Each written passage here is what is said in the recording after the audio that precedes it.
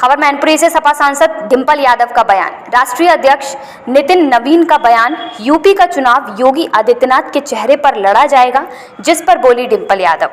बंगाल में हुई bumper voting को लेकर बोली सपा सांसद डिंपल यादव। गुंडों को बोलता हूं, दूसरे फेज में भी बाहर मत आना, वरना उल्टा लटकाकर सीधा कर दूंगा। अमित शाह के बयान पर बोली डिंपल यादव। मुख्यमंत्री के तुम मुझे खून दो, मैं तुम्हें आजादी दूंगा के बयान पर सपा सांसद डिंपल यादव ने कसा तंज। महिला आरक्षण पर बोली सपा सांसद डिंपल यादव।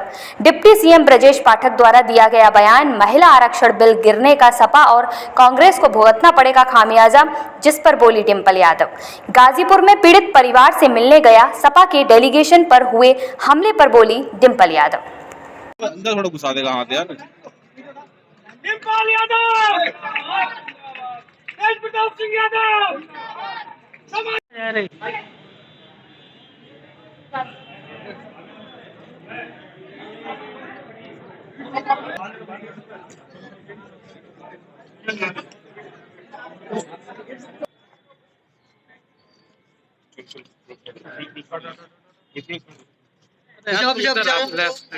बार फ्लैश आ रही। नमस्ते साथियों, हमारे बीच माननीय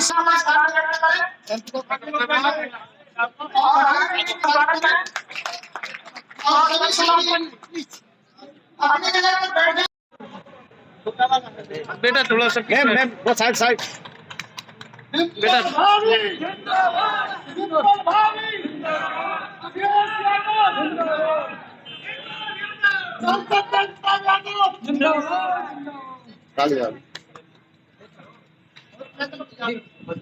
सांसदों के और वहाँ के नेतागण हैं तो बंगाल में टीएमसी पूर्ण बहुमत की सरकार बनाने जा रही है। अच्छा, प्रचार के दौरान यहाँ गृह मंत्री वहाँ पे जिस तरह की भाषा का उपयोग कर रहे हैं, लोगों को पूरे 5 तारीख को उल्टा लटका के सुधार दिया जाएगा।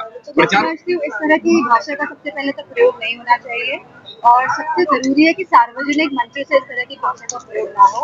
और जिस तरह से बात कही गई है, जिस तरह पिछली बार भी इस तरह की बात आदरणीय दीदी जी के खिलाफ कही गई थी, तो बंगाल के लोगों ने जो मजबूती के साथ दीदी का साथ दिया, मैं समझती हूँ उससे भी ज्यादा मजबूती के साथ इस बार वो बंगाल में टीएमसी का साथ देने जा रहे हैं।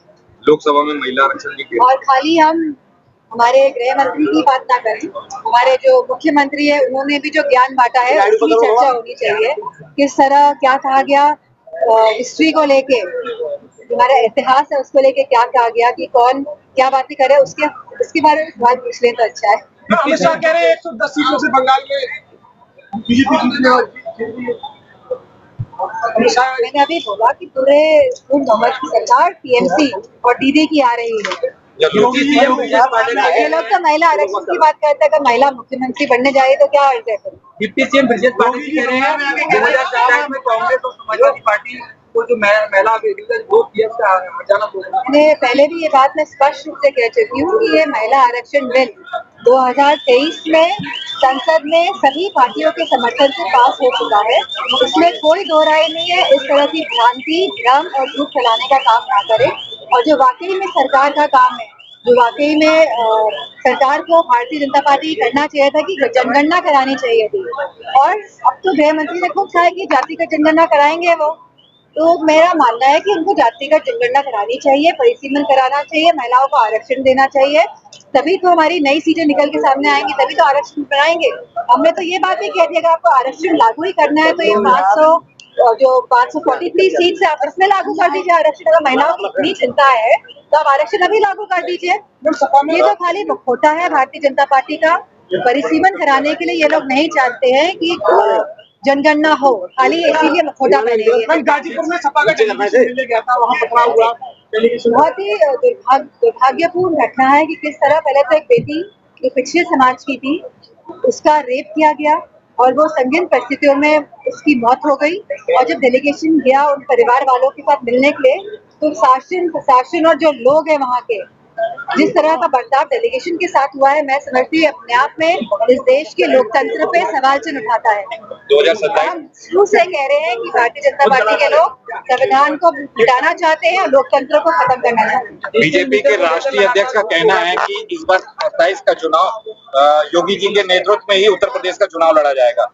क्या लगता है कितनी बड़ी चुनौती होगी अगर योगी जी चेहरा होते हैं बीजेपी?